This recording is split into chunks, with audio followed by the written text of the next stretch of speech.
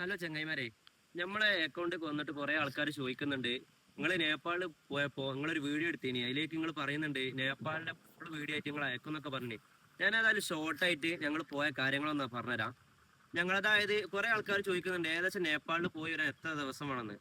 അപ്പൊ നമ്മൾ പോകുന്നതിനനുസരിച്ചായിട്ട് നേപ്പാളിൽ കുറെ സ്ഥലങ്ങൾ കാണാണ്ട്.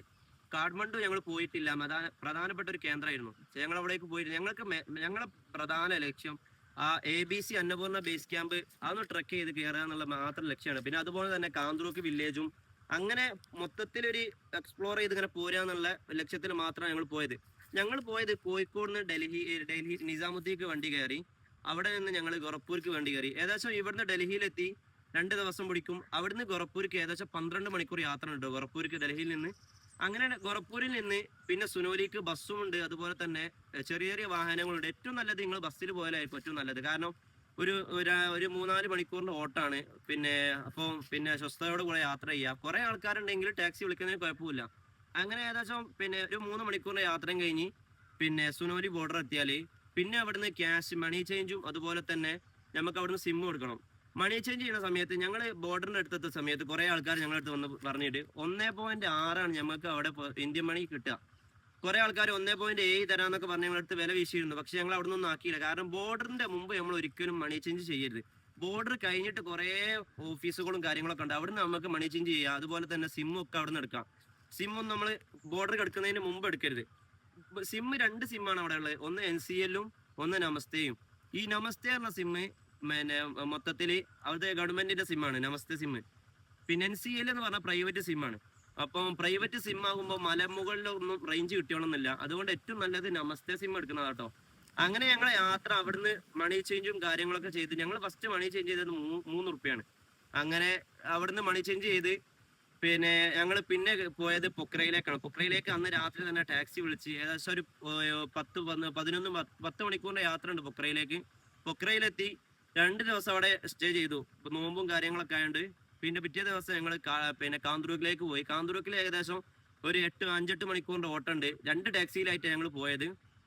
അങ്ങനെ കാന്തൂർക്ക് വില്ലേജിലെത്തി. അന്ന് അവിടെ ടെന്റ് അടിച്ചു. പിന്നെ അവിടെ കുറഞ്ഞ വിലക്കൊക്കെ റൂം ഉണ്ട്. അന്വേഷിക്കുകയാണെങ്കിൽ കുറഞ്ഞ വിലക്ക് റൂം കിട്ടും. അങ്ങനെ അന്ന് അവിടെ നിന്ന് പിന്നെ ഗുരുങ് വില്ലേജ് പിറ്റേ ദിവസം രാവിലെ ഞങ്ങൾ കാഴ്ച കാണാൻ പോയത് ഗുരുങ് വില്ലേജിലാണ്. ഒരു മെയിൻ കേന്ദ്രമാണ് നേപ്പാളിൽ പോകുമ്പോൾ. ഗുരുങ് വില്ലേജ് പോയിട്ട് അവിടുന്ന് സൺറൈസും സൺസെറ്റും ഒക്കെ കാണാൻ നല്ല വൈബാണ്. അത് നിങ്ങൾ എന്തായാലും മിസ്സാക്കരുത്.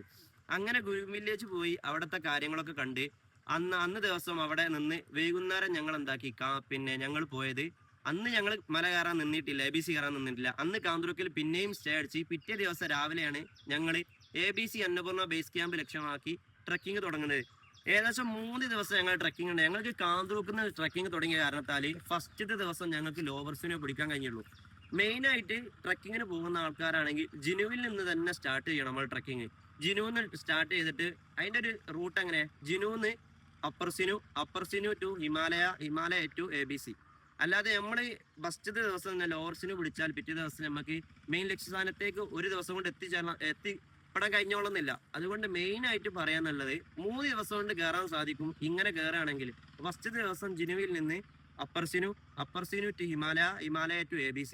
അങ്ങനെ 3 ദിവസം കയറാനും 2 ദിവസമാണ് ഇറങ്ങാനും. ഏതായാലും കുറെ ആൾക്കാരെ കൊണ്ട് പരിചയപ്പെടുത്തി. കുറെ രാജ്യക്കാരുണ്ടായിരുന്നു കേട്ടോ.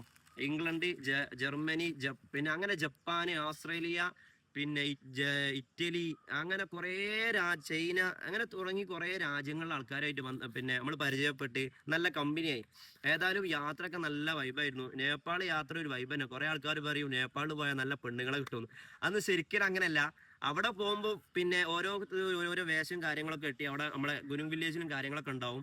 ഇപ്പം യാത്ര പിന്നെ എല്ലാം കൊണ്ടും നല്ല സുഖത്തിൽ പോയി. 2 ദിവസം കൊണ്ട് ഞങ്ങൾ ട്രക്കിംഗ് ചെയ്തു. 1.5 ദിവസം, ഒരു ദിവസം ഫുള്ളും രാവിലെ 6 ടു വൈകുന്നേരം 7 മണി വരെ ഞങ്ങൾ ട്രക്ക് ചെയ്തു. പിറ്റേ ദിവസം ഞങ്ങൾ 8 മണിക്ക് ഇറങ്ങി. ഏകദേശം 12 മണിയാകുമ്പോൾ ഞങ്ങൾ ജിനുവിലെത്തി. അവിടുന്ന് ടാക്സി വിളിച്ച് ഞങ്ങൾക്ക് എന്താക്കി കാന്തൂർക്ക് വന്ന് ഞങ്ങളെ ലഗേജും കാര്യങ്ങളൊക്കെ എടുത്ത് ഞങ്ങൾ നേരെ പൊക്രയിലേക്ക് വന്ന് പൊക്രയിൽ നിന്ന് നേരെ ഞങ്ങൾ പിന്നെ വേറെ റൂട്ടിലായിരുന്നു ഞങ്ങൾ നാട്ടിലേക്ക് പോകുന്നത്. ഏകദേശം ഒരു 15 ദിവസത്തിന്റെ യാത്രയാണ് ഞങ്ങളെ നേപ്പാൾ യാത്ര. ഇപ്പോൾ പെരുന്നാളൊക്കെ കഴിഞ്ഞ് പോകുന്ന ആൾക്കാരാണെങ്കിൽ ഒരു 10-12 ദിവസം കൊണ്ട് നിങ്ങൾക്ക് പോയി വരാനാകും. നിങ്ങൾ പിന്നെ ABC അന്നപൂർണ്ണ ബേസ് ക്യാമ്പ് കയറുന്നില്ലെങ്കിൽ അങ്ങനെ കയറുകയാണെങ്കിൽ എന്തായാലും കയറാനും ഇറങ്ങാനും 5 ദിവസം എന്തായാലും വേണം. അപ്പൊ നിങ്ങൾ പരമാവധി യാത്ര പോവുക. നേപ്പാൾ നല്ല രാജ്യമാണ്, സുന്ദരമായ നല്ല സ്വഭാവത്തിന്റെ ആൾക്കാരുള്ള സ്ഥലമാണ് കേട്ടോ. ഏതായാലും നല്ല നല്ല യാത്ര പോവുക. ഇൻഷാ അല്ലാഹ് അടുത്ത വീഡിയോയിൽ നമുക്ക് വീണ്ടും കാണാം.